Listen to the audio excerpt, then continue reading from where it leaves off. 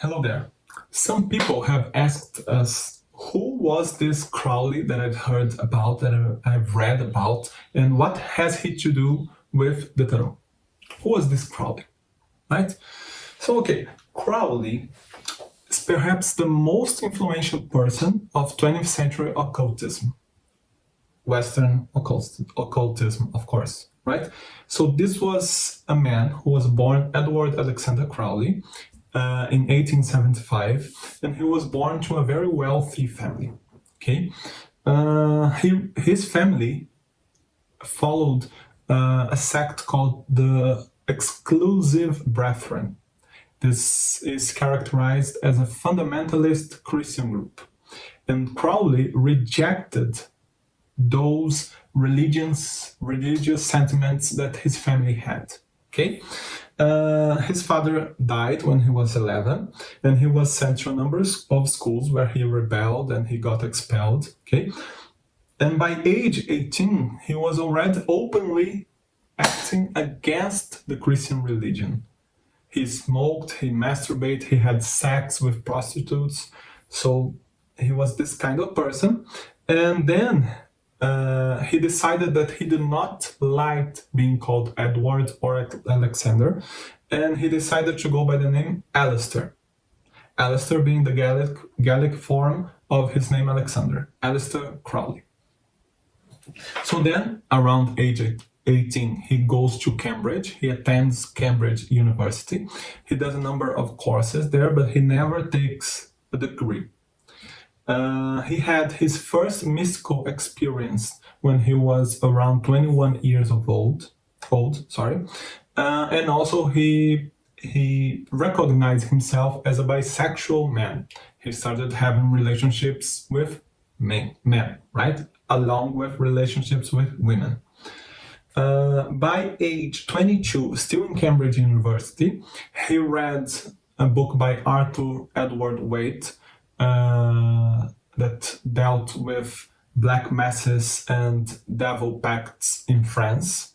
And he also read a book from Karl von Eckartshausen, which is known as The Cloud Upon the Sanctuary. Okay, so he read these two books, and they ignited the fire inside of him of interest for the occult, for magic. Okay, the next year he's already leaving the university without taking a degree. The next year he is initiated in the Hermetic Order of Golden Dawn. The Hermetic Order of Golden Dawn, which was founded in 1888, so by this time it existed for about 10 years.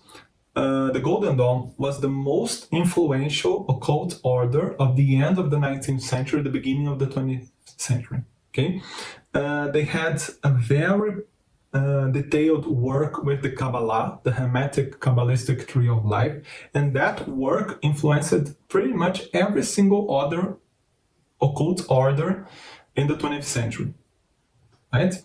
And when Crowley is initiated in the Golden Dawn, he takes for himself the name Frater Perdurabo, I shall endure to the end. Okay. Through the next years, the next 3 to 4 years, Crowley starts experimenting with the ritual use of drugs, right?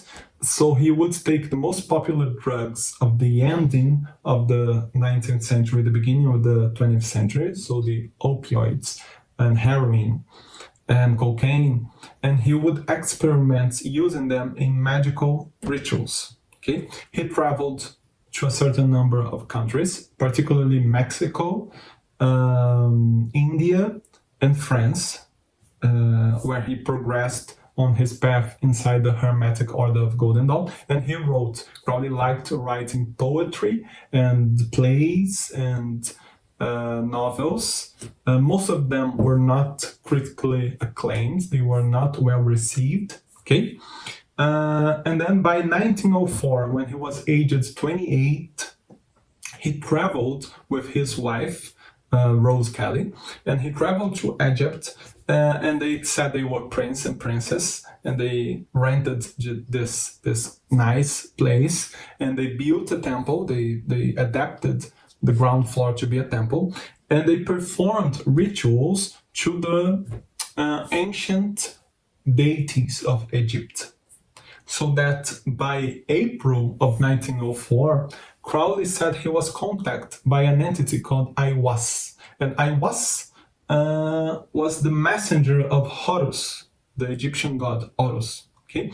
And Crowley, contacted by Aiwass, he wrote down everything that voice told him during along 3 days. And at the end of these 3 days, he had produced the Liber Auvel Leges, the book that's known as the Book of the Law, the foundational book of Telema. Telema is a religion that was championed, that was the reason of Crowley's life. And this religion might be called a religion of will, where you must seek your true will. You must seek to find out what is your true will through magical rituals. And here we're talking about magic with a K in the end. This was a distinction that Crowley was very adamant upon. And so you would practice magic with a K, and you would find your true will and then fulfill it, right? There are many famous sentences of Telema. One of them is, "Do what thou wilt shall be the whole of the law," right? And then after he wrote this book, the Book of the Law, he traveled to Nepal and to China. He was a mountaineer, so he climbed a number of mountains. He attempted to climb K2. And then when he came back, he announced that this was the beginning, back then in 1908, 1909, that was the beginning of the Aeon of Horus. Right, this was a new age for humanity. So he sat down and he wrote a number of other holy books of Telema. Okay, and by 1909 he founded a new occult order called the AA. Right, and this would be a successor to the Golden Dawn, which by now was dismantling itself, fragmenting itself through internal conflicts. Right. Later on, he travels to Algeria, where he is initiated, around 1912, he is initiated in the Ordo Templi Orientis, the OTO, right? This is a German order, and he becomes the British representative. He comes to be the leader of the British branch, and he reformulates the OTO to become Thelemic, right? He talks to the German brothers of the Ordo Templi Orientis, and they reject the command to become Thelemic, though they see validity in the Thelema philosophy, right? This version of the OTO, this Thelemic version of the OTO, expands to Australia and to the Americas, particularly North America, okay? And then during the First World War, Crowley goes to live in the United States. So he lives there and he campaigns for the German war effort, right? And he later says that he was actually an infiltrated spy under the direction of the British government. After the World War is over, he moves to Sicily in Italy, where he founds the Abbey of Telema. Right? He lives there with a number of followers. Things happen. His magical rituals, his drug use, his sexual adventures, and he is evicted by the Italian government in 1923. He goes on to live. He had money from his family, so he traveled a lot. He met lots of people, and he keeps living the way he always lived. During World War II, supposedly he aids in the war effort through his magical skills. There is a number of books discussing this, if it happened, if it didn't happen, how it was supposed to have happened, okay? And he had widespread notoriety, as they had a way of calling him in the newspapers. He was the wicked man in the world, the most perverse man in the world. He was a huge social critic. He was a sexual libertine. He was a drug addict, right? So this is a very complex personality. Okay. Eventually, with his drug addiction and his way of alienating most people around him, he ends up dying in 1947 alone, drug addicted and alone, right?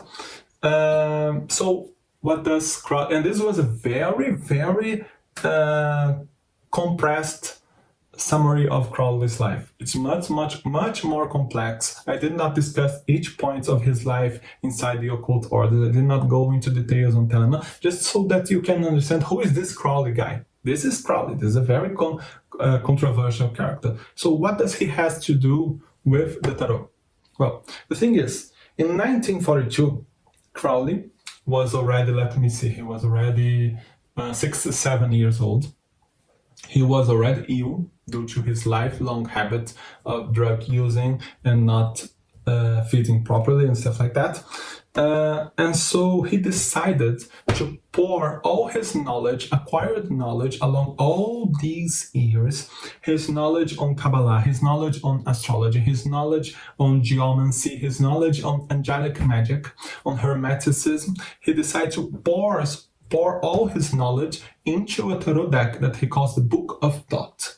And he works with a fellow Telemite that's called the Lady Frida Harris.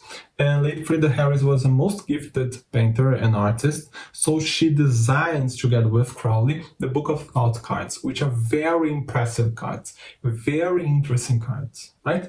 There is loads of things to speak about her art style. I'm not trained in art history or any sort of painting knowledge, so I cannot delve deeply into her decisions, but they were clearly influenced by the art styles of the 1920s, 1930s, 1940s, and they produced the Book of Thoth under a very limited edition. It's only published as a widespread tarot that people could buy and people could use in 1960. So that's more than 10 years after Crowley's death. Okay, so this is the involvement of Crowley with the tarot. His Book of Thoth, his tarot deck, is extremely influential, and it's a very interesting tool to have. If you have the opportunity, I suggest that you acquire it, because each of the arcana is very, very interesting to look at, to think about the alchemical symbols, the thelemic symbols, and the relationship with previous incarnation of the arcana, right? So this is the relationship between Aleister Crowley and the tarot.